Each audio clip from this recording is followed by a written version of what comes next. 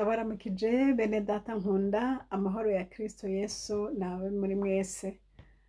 Muri kumwe na François Zabonayo, mpaye icubahiro Imana data kubw'uyu mwanya impaye kugira ngo dusubire kuganira ku majambo y'Imana. Reka dusenge. Bwirukiro Mana, ndagushimiye cane uyu mwanya, ndagushimiye ko ari wowe umpaye ibyo kuganira na bene data, none ndakwinginze ngo unshoboze mu izina rya Yesu, mpwemu wawe yera andongora uzoba ukoze. Ndabigushimiye kubinkora gutyo, ni mu izina ryawe ryera Yesu, amen. Haleluya. Ndasubiye kunezererwa Imana kuko yemeye ko nsubiye kugaruka kugira ngo nganire namwe ico Umwami Imana yashize ku mutima. Dusome ijambo ry'Imana hariya mu gitabo ca Ezekiyeli. Igitabo ca Ezekiyeli, turasoma amajambo amwe hariya. Ezekiyeli igice ca kabiri, turahera hariya ku murongo wa kabiri. Haravuga ngo, akivugana nanje mpwemu anyinjiramwo arampagarika, maze numva uwo avugana nanje arambarira ati, mwana w'umuntu, ndagutumye ku Bisirayeli, kw'ihanga ry'abagarariji bangararije bancumuyeko hamwe na ba sekuruza gushitsa no kuri uyu munsi nyene. Ni abana b'icinyaguza b'imitima ikomantaye, abo nibo ndagutumyeko. Uzobabarire uti, uku niko Umwami uhoraho avuze. Tujabuke hariya ku murongo mu gice ca gatatu, hariya ku murongo w'icumi haravuga ngo, maze arongera arambarira ati, mwana w'umuntu, amajambo yanje yose nzogenda ndakubarira uzoyakire mu mutima wawe, uyumvishe n'amatwi yawe, uheze ugende ushikire abo mu bwoko bwanyu bwafashwe mpiri, uvugane nabo ubabwire, namba bovyumva canke batovyumva, uti uku niko Umwami uhoraho agize. Haleluya, Imana ishimwe. Nishimikije aya majambo yabwiwe umusavyi w'Imana Ezekiyeli. Imana iriko iramutuma ku Bisirayeli. Yaramubwiye ati, ndagutumye ku bantu bagoye, abantu bumva ntibumve, abantu b'inshinyaguza, ariko aramubwira ati, bazogutuka, bazogucira amate mu maso, bazogira gute, ariko ntuzobatinye. Haleluya, ndashima Imana. Ntuzubatinye, ariko aravuga ati, ijambo nzoshira mu kanwa kawe uzoryumvishe n'amatwi yawe, hanyuma uzoca ugenda ubabarire. Imana ishimwe. Bene data, mubona nama ndiko ndaza ndababwira ngo Imana yambwiye gutya, ngo narose ibi, hari abantu nyene bitwengera bakumva nyene umenga si ibintu byo kuvuga, bakumva umenga, ariko niki gituma ntabihora? Mbese ko nzi namwe mufise byinshi Imana igenda ibabwira, kugira ngo byose murabizana? Oya, ariko byose bivana ingene umuntu yahamagawe, byose bivana isezerano bagiranye n'uwamuhamagaye. Imana ishimwe. Jewe igihe data yampamagara, narabashingiye intahe, narababwiye ingene Imana yampamagaye ndi umwana mutoya, kandi kuva ico gihe ndashima Imana, no gushiza isaha turacari kumwe. Ikintu yambwiye, yambariye ati, ico nzokubwira aba ari co uzovuga, uwo nzogutumako aba ari we uzobwira. Nca numva umenga ntibigoye, ahubwo ico binsaba kumvira. Imana ishimwe. Yampaye n'aya majambo yo muri Ezekiyeli, amajambo avuga ati, ndagutumye ku bwoko bwanyu bwumva ururimi uvuga, atariko n'abantu bagoye cane. Nanone aca arambwira ngo ntuze ubatinye kuko hari igihe umuntu aba aje kuvuga ibintu yumva nyene yuko ari ibintu vyotera umuntu gutinya, bivanye n'uko ubuzi ingene abandi bantu babifata, ukaba uje kuvuga ibinyuranye n'ingene babifata, ukumva nyene wotinya ukamenga wo kwihorera. Ariko ndashima Yesu, aha ku murongo Ezekiyeli igice ca 3 ku murongo w'8 haravuga ngo ehe ndahinduye mu maso hawe ngo hakomere hahangane no mu maso habo, n'uruhanga rwawe ngo rukomere ruhangane n'impanga zabo. Haleluya! Uruhanga rwawe ndaruhaye gukomera nk'umunana rurushe isare. Ntuzobatinye canke ngo ucibwe ivutu n'igitsure cabo, naho ari inzu y'abagararije. Imana ishimwe, ntibiba vyoroshe, ariko nyene uca ukora nk'uko umwami Imana yakubariye. Imana ishimwe. Muti rero utuzaniye ko uyu munsi naho. Uyu munsi ndabazaniye inzozi nagize uyu munsi nyene. Ni inzozi nagize uyu munsi nyene. Uyu munsi turi itariki 6, tuza twashitse itariki 6, ariko nabibonye itariki 5 z'uku kwezi kw'icenda mu 2025. Uyu munsi nabonye ikintu cantangaje, ariko kandi ndashima Imana kwishimye ko kumbure ndakivuga, kuko hari igihe ubuze ikintu mugabo ukacigumizamwo, mugabo iyo Imana ivuze ukumva yuko ari imburi ikwiye kumva n'abandi, uca ubivuga nyene ukihonyora, ko nyene ukabivuga nyene ugatimba. Yesu nashimwe. Nabonye rero ndi ahantu mbona umuntu w'umugore. Uwo mugore rero mbona yari afise igitambara mu mutwe, hanyuma mbona uwundi muntu araje arakimwambuye. Akimwambuye aca asanga mu mutwe hiwe harimwo imvi. Mbona nyene abandi bantu baciye baza nyene baratwenga ngo yo ngo Mana yanje we ngo mbega ngo umuntu afise imvi ngo yeye, bakumva nyene umenga ni umucafu nyene kubona afise imvi. Hama rero uwo mugore mbona ariko asa nkaho umenga ariko arisigura ati nyamara nta bucafu burimwo, nyamara noze umushatsi wanje umeze neza, yisigura nyene. Ariko ibyo byose yisigura nabona ntaco byavuga muri abo bantu. Bakomeza kubona yuko acafuye mu mutwe we hatameze neza.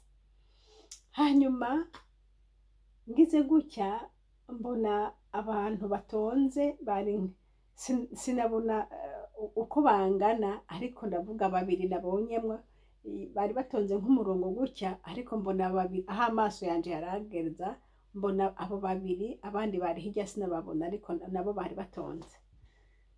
Hanyuma rero ndiko ndavyitegereza, mbona wa mugore ariko arababwira ngo nyamara mwebwe ngo muriko mumbwira ngo ndacafuye mu mutwe, ngo ariko nagira ndababwire ngo yuko mweho ngo mwijuru ntimushobora kwinjira, ngo abantu bose bateye amakanta mu mutwe we ngo mwijuru nta kibanza mufise, ngo ntimushobora kwinjira n'ibyo bintu mwashize mu mutwe. Hanyuma mbona imbere y'uwo mugore abo bantu bari batonze rero bari abantu bafise imishatsi yirabura myiza, basa neza.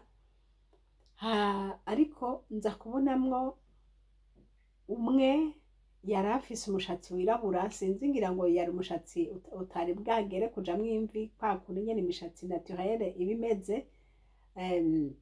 Ariko mbona uwundi nabo bari kumwe, yari umuntu ubona ko ari umuntu akuze, kandi nkabona nyene umushatsi wiwe wirabura cane, nka kwa kundi umuntu aba ahejeje gusigamo kanta vuba. Umushatsi uvuyemo kanta vuba urawubona. Hanyuma n'abandi urumva nyine bari batonze. Rero mbona ariko arababwira gutyo, ababwiye gutyo, ababwira ngo ndababwiye ngo nimutihana, ngo nimutihana, ngo abantu mwese ngo musigaye amakanta mugahindura imishatsi yanyu, ngo mwijuru ntimuzogerayo. Babyumvise mbona bagize ubwoba, baca bahinda umushitsi, bagira ubwoba, bya bindi byo kumukengera no kumutuka ntibasubira. Hanyuma nza numva umwe muri bo barabazanya ngo yo ngo mana yanje ngo je ntavyo noshobora kwera ngo yeye ngo kugenda nimve mu mutwe ngo ya numva nyene basobanura yene yuko bigoye atavyo boshobora bo bitokunda. Hanyuma numva wa mundi nawe wa mugore aca arabasobanura avuga ngo ngaha wahamubona naje ntivyari vyoroshe, ngo naje ntivyari vyoroshe, ngo abasobanurira ngo ntivyari vyoroshe, ngo igihe cose ngo nabona ngo imvingo zitanguye kuza ngaha ngo naca ndahamwa, ngo nkabona zisuye kuza ngaha ngo nkaca ndahamwa. Nyene asobanura ukuntu vyamugendekeye ngene nawe ngo atasiporota kubona imvi mu mutwe. Hanyuma bakomeza kumwumviriza, aca aravuga ati mbere mwashaka ati je ati ikanta narayiheba, ati hanyuma mugabo hakagera igihe nkumva birananiye kwihanganira, ati nkongera nkayisubizamwo, ataha ntimumbone gutya, ati nanje vyambereye urugendo rurerure, ati ni Imana yantabaye, naje ntivyari binyoroheye. Akomeza kubabwira, nanje nkomeza kumviriza. Hanyuma aca aravuga ikindi, avuga ati ahubwo hariho iyindi ntahe, ati iyo ntahe yoyo ati yarankuyeho, ati iyo ntahe ati no kuyivuga ntahe niyo nari bwavuge. Numva nyene abivuga gutyo yuko hariho iyindi ntahe yashaka kubabwira. Hanyuma noneho ngize gutya nca nsobanukirwa iyo ntahe rero atashoboye kubabarira. Imana ishimwe. Nca mbona rero nkaho ngo yashatse kuvuga ngo ukungene yari mbese yari yasize ikanta, ngo igihe kimwe ngo yari yasize kanta, ngo hanyuma ngo aca yerekwa ngo abona, sinzi ukuntu nyene yabivuga, ngo aca yerekwa abona ngo abantu bose ngo bari ku murongo ngo bambitswe impuzu zera, ngo n'ibitambara mu mutwe, ngo bambikwa amakanzu yera, ngo n'ibitambara mu mutwe vyera, ngo byose vyarera, ngo hanyuma ngo abona bose ngo batonze umurongo, ngo nawe nyene yari muri bo, ngo hanyuma rero ari muri bo, ngo nawe izo mpuzu baramuhaye, ngo ariko ntiyashoboye kuzambara, ngo yazigumije mu ntoke, ngo baca bamwereka aho amanuka, ngo bona bamucishije ahantu hari ama esikariye amanuka agenda, ariko babandi nabo bagenda kwinjira mu irembo ngo bagenda. Urumva iyo ngo niyo nzozi yabonye, ariko ngo atashoboye kubabwira. Imana ishimwe. Rero mpejeje kubona ibyo nagize ubwoba bwinshi, ndavuga nti Yesu we, Yesu we, Yesu we, ibi bintu ko biteye ubwoba. Hanyuma rero ariko ndavuga nti nta kundi ndaza kubiganiriza na bene data, kumbure ntihobura uw'Imana igirira neza akumva iyi mburi, kuko nabonye ari imburi kubera yuko yavuze ati abantu bashiramwo ibi bintu, bashiramwo ikanta, mwijuru ntibazinjira. Uwo mugore niko numva ariko arababwira. Hanyuma nabo bagaca bamusobanurira ingene bobo batobishobora, nawe aca arababarira ingene nawe nyene bitamubereye ivyoroshe.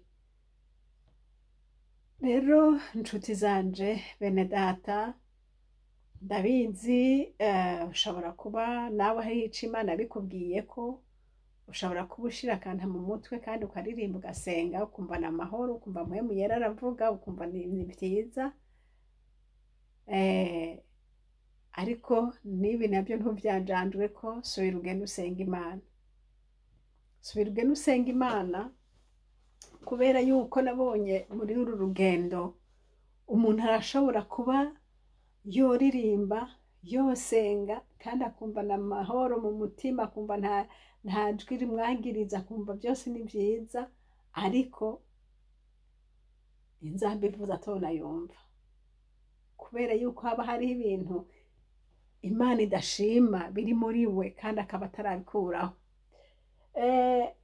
Nkiraho nyene hari umuntu umwe yashingiye intahe muri iyi minsi heze avuga ingene Imana ngo yamudodesheje, ngo akabona ngo haje umuntu ngo amwambike impuzu zera, ngo amwambitse impuzu zera, ngo acamuha n'akantu ngo kameze ngo nk'agakamera, ngo kari kameze nk'agakamera, ngo hanyuma ngo acara ngo amubwira ngo ngwino tujane, ngo acara amubaza ati tujana hehe, ngo acara amubwira ati ngwino tujane tuje gutembera ndakwereke mu mashengero, ngo acara amujana. Uyo muntu niwe bitubwira, ibyo si ibyo nabonye, nibyo uwo muntu yatubwiye, ati acara amujana ngo amutereka mu rusengero aho uyo muntu yasengera, ngo aca avuga ngo ngwino ngufate ngo ako kantu naguhaye kameze nka kamera, ngo uze urapimisha abantu bose. Ngo aca ahera mu baririmbyi bari imbere bariko baririmba, ngo yari umugwi munini yacane w'abaririmbyi, ngo akakabatumbereza ko gusa, akakabatumbereza ko nk'akamurika, ngo akaza aracisha kuri umwe umwe, ngo acishije kuri umwe umwe arabye, urumva yaramurika, akamurika nk'umuririmbyi umwe, ngo akabona nawe aciye yambikwa impuzu zera, yari mugororotsi yashimwe n'Imana, ngo akabona yambikwa izera, ngo agasubira akaraba uyundi akabona biranse ko ntibikunze yakanzu ntije, ngo agasubira, ngo bose arabacishamwo. Ngo muri iyo groupe y'abantu ntiyatubwiye ko bangana, ariko ngo ari groupe nini cane, ngo habonetsemwo abantu 7. Ngo hanyuma ngo aca avuga ati ndababaye, ngo arababara cane, ngo aca aramubara ati hindukiza urabe mu bakristo naho. Mu bakristo urazi ko hariho abakristo bicara imbere abajenama canke abandi nyene atarabaririmbye mugabo nk'abadiyakoni n'abandi bakozi b'Imana nyene bakunda kwicara imbere, nabo ngo arazuma kwa kundi nyene aza aracisha kuri umwe umwe, ngo mu bantu bicaye habonetsemwo 3 gusa. Bene data nshuti z'umusaraba, ibyo bintu narumvise umenga birateye ubwoba, mugabo nawe ngo byaramuteye ubwoba cane, ngo aca aramubwira ati ngwino tubandanye. Baca bava aho hantu bagenda mu rindi shengero. Yatubwiye ati aho hantu baba hari amashengero, ngo hari amashengero 4 nimba ntihenze, umenga niko yatubwiye. Hanyuma aravuga ngo aja muri iryo shengero rindi rero yagiyemwo, ngo hoho bakuyemwo umuntu uyu umwe gusa, ngo basanze umuntu umwe gusa. Bene data mwumve ko kandi aho harimwo abaririmba, barasenga, baravuga ijambo, urumva ko mw'isengero ntiba harimwo umwe, haba harimwo les activités ziriko zirakogwa, ni mu ngoro y'Imana, hari abaririmbyi, hari abasenzi. None bigenda gute kugira ngo habonekemwo umwe gusa canke habonekemwo 7 gusa? Biba bigenda gute? Aho ngo aca mutwara handi, aho handi ngo nta numwe basanzemwo, aca aragaruka ababaye cane, ngo ati erega ntituraheza, ati ngwino ndakwereke n'ahandi. Aca mujana ngo kwishengero yari hepfo yaho baba. Iryo naryo ngo bahashitse, ngo umunuko uva muri iryo shengero ngo warabananiye nuko bokwinjiramwo. Umunuko ngo aca muhereza agatambara afuka ku munwa, uwo muntu bari kumwe nawe nyene afuka ku munwa. ngo aca avuga ati wabonye ntibikunze nuko twinjirayo. Ariko inshuti z'umusaraba, reka ndababwire, aho indani bahariko barakubita igisirimba, bahariko bararirimba bavuza amafirimbi batamba ngo bariko baririmbira Imana, ariko mwumve ko vyabankiye nuko binjirayo. Iyo ntahe yarayitubwiye twumva ubwoba, kuko umuntu wese avuga ati Yesu mukiza w'abari mw'isi, mbega jeho iyo kamera ye yari kundaba, mbese nanje nayo kwambikwa izera, mbese byari kugenda gute? Uca wumva rero yuko vy'ukuri kuja mw'ijuru si coroshe. Hari abantu bigishije abantu bababwira ngo tuzogendayo kubw'ubuntu, ngo ubuntu bwa Kristo nibwo bwonyene bwadukijije, ngo none rero ngo ntaco twokora. Mwene data ico wokora, ijambo ry'Imana ryaratubwiye uko twashinze intahe ko twakiriye Kristo Yesu, ngo duce tugenda dukora ibikorwa bijanye n'ubwo butumwa twakiriye, ibikorwa vyerekana uko twakiriye uwo Kristo. Imana ishimwe. Ndi hano imbere yanyu ndababwira ni iyi Mana mw'ijuru sinyabarega, oya, niba uvuga Imana, ngiki gitabo raba kikubarira iki? Imana idutabare. Soma ijambo ry'Imana, umviriza, raba ko ata kintu wowe ukora kinyuranye n'ico ijambo ry'Imana ryatubwiye. Imana ishimwe. Irindi jambo riravuga ngo iyo hatabaye guhishurirwa ngo abantu bagenda ko bishakiye. Ndabizi yuko bigoye kubwira abantu ngo none ngo kanta ngo ni icaha. Erega naciye ndagenda ndarondera muri Google, ndandika nti mbega ngo gushira tentire mu mushatsi ni icaha. Ye baba we, nta muntu n'umwe aho narabye hose nta hantu na hamwe higeze hambarira ko yoba ari icaha. Wumve rero ingene biteye ubwoba, wa muntu udasenga utafise mpwemu yera ngo aguhishurire, birakugoye, kuko iyi si ifise ivyo yigisha. Nk'uko wumva yuko iyo kontrole Imana yayeretswe uwo muntu, isinzi n'isinzi bari buzuye mu masengero, kandi ibikorwa bakabikora, kandi bagatama, bagatanga imperezwa, bagasenga, bagafata amaporogaramu yo kwisonzesha, ariko umve, ariko Imana ntibashime. Bigenda bite? Nta bindi, saba kuzura mpwemu yera. Hari uwundi muntu yavuze ati wa muntu utaruzura mpwemu yera waracerewe, kuko mpwemu yera azoduhishurira n'ivyo batatwigishije. Mpwemu yera azokubwira ati iyo mpuzu wambaye yireke, raba n'impuzu ibanye igenda iraseduza abantu. Ariko Romonde nayo izokubwira ngo yangu iyo nizo zigezweho, ngo tuyara mode, ngo mwene da mwijuru. Umvira mpwemu yera, senga Imana, reka kubwene kujanwa n'ukuri kurabibona mu bandi iruhande yawe. Ntuzovuga ngo none ngo Madame Pasteur wewe ngo simbona ngo ameze gutya na gutya, ngo simbona ngo bimeze uko. Oya, uriya azoja mu muriro niba atakurikije ko Umwami Imana yamubwiye. None uzonezerwa ngo nuko mujanye nabo mu muriro? Oya, mbese uzonezerwa ngo yangu Pasteur ntavyambwiye? Naravye ndavuga Mana we tabara. Abo bantu bose, hariho umuntu yoca kubwira ngo reka ngugira uvuge bajya bose ngo bazoja mu muriro. Rero inshuti mwene data, mwijuru ntihakenya bazinjirayo.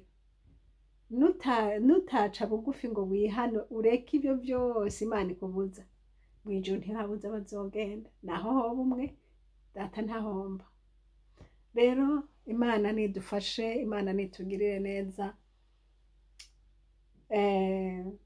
Uko uvyumvise, Imana igushoboze wihane, ukabona bikuzazaniye komeza usenge. Ariko nanje ubutumwa Imana yampaye muri iri joro n'ubu ndabazaniye. Imana nibaha umugisha. Nari kushaka nkavyihorera kuko nzi neza yuko abantu bazontera amabuye, abandi bakavuga ngo ivyo bintu ngo jana hariya, hariho abandi baca bavuga ngo ivyo nivyo abapentekote. Imana ishimwe ko abapentekote bose batameze uko, hariho abapentekote bandi bazishiramwo benshi, ariko nabo ndazi neza nibumva ubutumwa kandi bakeneye kuzoja mw'ijuru bazobireka. Bazobireka ntaco bitwaye. Imana ishimwe. Hanyuma nawe mwene data nshuti y'umusaraba uri mu ngoro y'Imana, uvuga Imana, burira abantu, reka gucisha iruhande, babwire ibi bintu byo gushariza umubiri bitwaye benshi cane, bizotwara benshi, kuko hari inyigisho zitandukanye. Hariho abantu bagomba kuba moderne. Mbese uzoba moderne ngo bigende gute? Ni wewe ushaka kutwereka iyi si ya none ingene ikwiye kumera? Oya, niba uri umuntu w'Imana wahisemo gukurikira Yesu, gira imyifato y'abantu b'Imana, wambare wikwize, gira imyifato y'abantu b'Imana.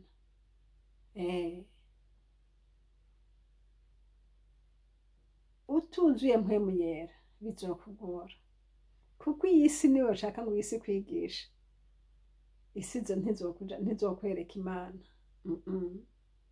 Ariko mpwemu yera nusenga, mpwemu yera azokubwira.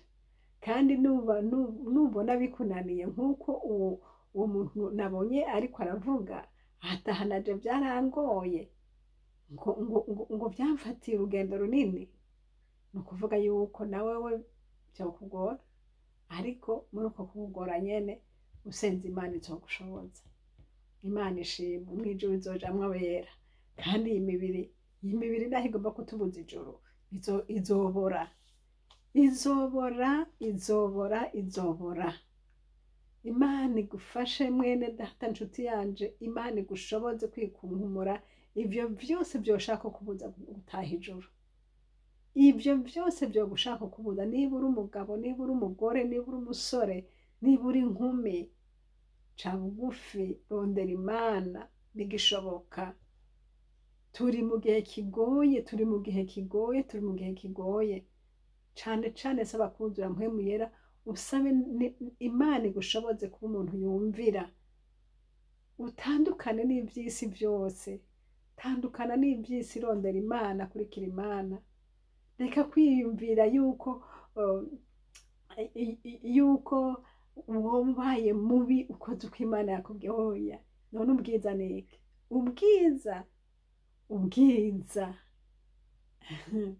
Ubwiza